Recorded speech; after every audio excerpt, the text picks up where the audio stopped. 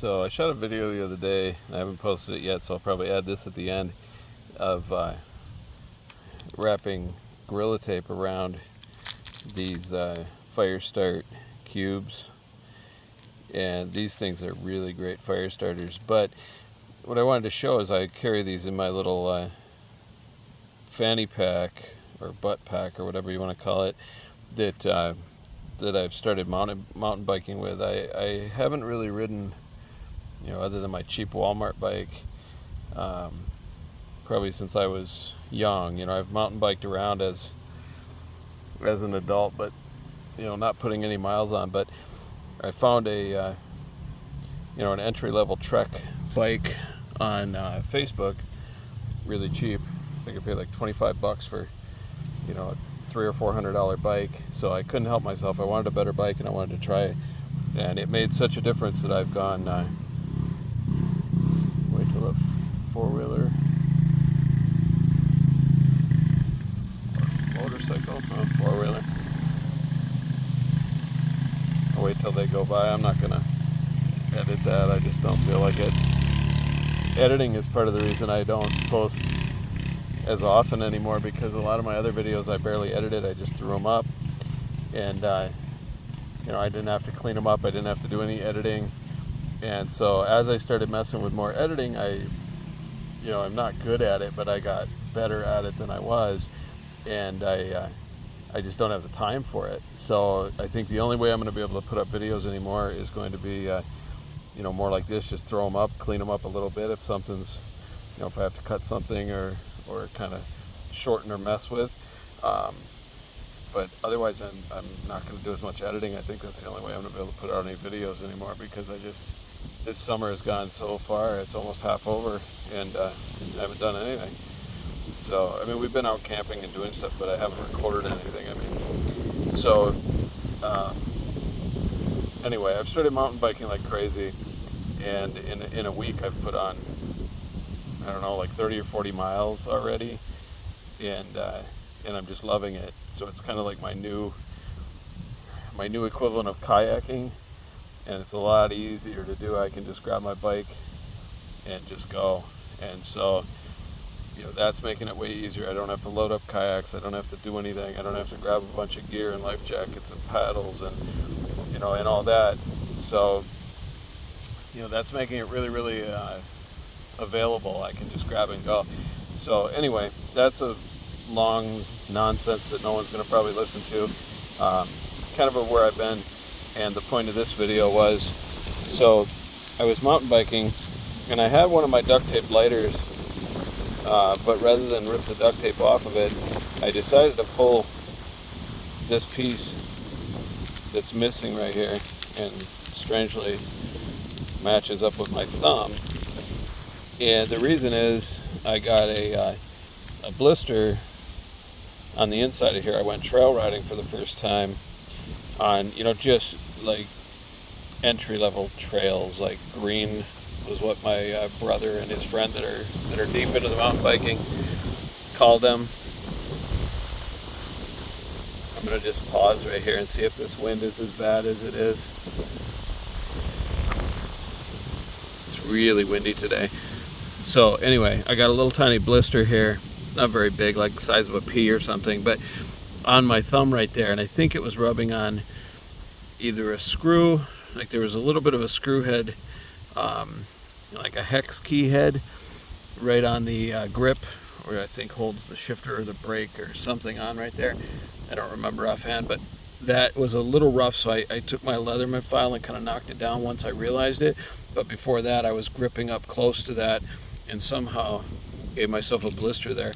So the whole point of that long story was that I put a Band-Aid on, and then I have this film stuff that my son uses over his Dexcom meters, and so I carry that stuff in my wallet for if anybody gets a blister kayaking, you can slap it on. And it's kind of like that stuff if you have an IV. It's like that weird, like, I don't know that it's silicone, whatever it is, it gets right into your skin. It like follows all the wrinkles in your skin. Most everyone probably knows what I mean there. So anyway, that stuff, I put that on, and rode, and within like 100 yards it was already peeled back, because there's just so much more movement than kayak paddling, I guess. You know, that you're shifting and moving and manipulating the brakes and the shifters and all that. So I ruined that right away. So I pulled back over, grabbed one of these out of my pack that's around my waist, my little butt pack, and I peeled a piece of this duct tape off, put a Band-Aid on, because I knew the Band-Aid would rip the same way, and then put this piece of Gorilla Tape over it. And so I've got that piece of Gorilla Tape wrapped around there holding that Band-Aid down. So that was the whole point of this long-winded video, was to show that, you know, that's another great use for Gorilla Tape. I've used it to pull a cut together. You can lay like gauze down it and Gorilla Tape both sides and, you know, force it together. So if you have something that's trying to spread apart, you know, like assuming that palm crease was, say, like an open cut or a gouge, like in the mountain biking world, people will miss their pedals and gouge the crap out of their back or front of their shins or the back of their calf and all that kind of stuff. So you could use it for that sort of thing, like to either cut it into a butterfly or just take a piece of it. But the point being, Gorilla Tape is so sticky that you could you know, lay down some gauze or something and then strap it back together with the Gorilla Tape so it stays put, just until you could get back and, you know, deal with it or get stitches or whatever you need. So anyway, there's a 7-minute video that you know, that I doubt anyone will make it here to the end, but I'm going to post this at the tail end of that other one. I'll make it a little bit longer video about how I wrap these with duct tape. So the whole point of it is just that you can still light these ends. I used to even cover over the ends. The one that I still have, I think, in my jacket, my winter jacket pocket, is completely taped. And, you know, maybe I will, maybe I won't add the initial footage, because now this video is so long.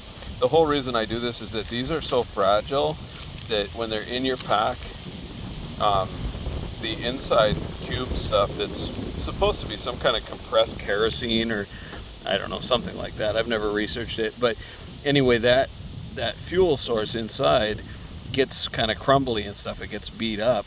So wrapping these in duct tape seems to make them way more durable. And not to mention that the duct tape burns, you know, as a flame extender anyway. But you can peel the duct tape off, you know, and keep it and just light this if you want.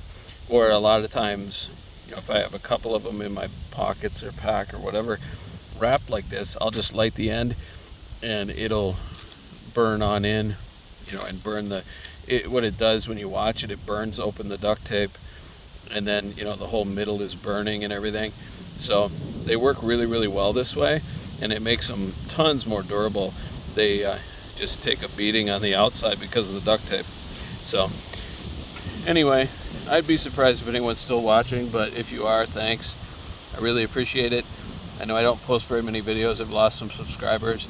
I don't have that many to spare anyway.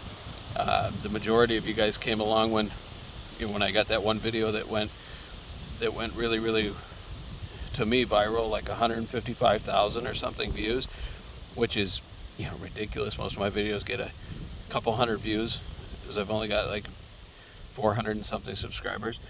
But anyway, for anyone that's still around, I do appreciate it. I'm not trying to you know, do anything with this other than just, you know, I'm doing stuff and I'm filming it. So I'm gonna probably start filming some of the mountain biking footage. You know, I don't know whether anyone will want to watch it. There's much better mountain biking footage out there. You know, a lot of the trail riding guys that are just awesome. So I've started kind of going down that rabbit hole a little bit.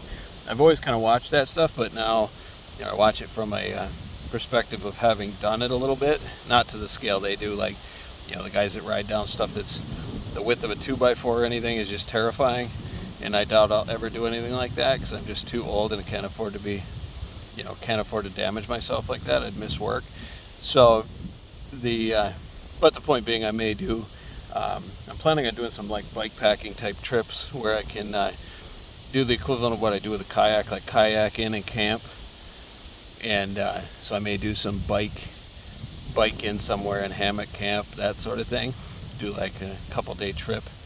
I've got to really sort out a travel CPAP before long, because I've been on a CPAP for a couple of years and I'm really having trouble sleeping without it now. So I'll hang up the hammock even in the backyard and fall asleep and choke myself awake, and it's it's really hindered my overnight trips.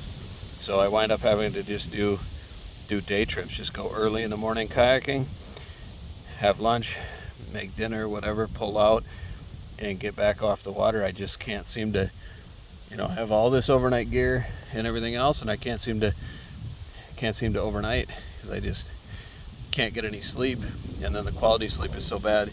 Even once I do choke and fall asleep, eventually fall asleep 2-3 in the morning, the sleep is just so disrupted that I wake up feeling terrible, having a headache, probably because of low oxygen is what I've read.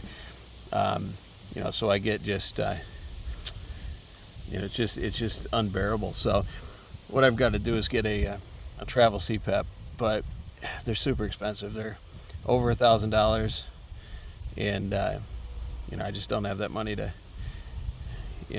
spend on that right now. The smart thing would be to sell some knives and some gear and stuff like that to get that CPAP, but we'll see what happens. So anyway, I'm rambling. It's like 12 minutes of video. So anyway, if anyone's still watching, thanks guys, appreciate it.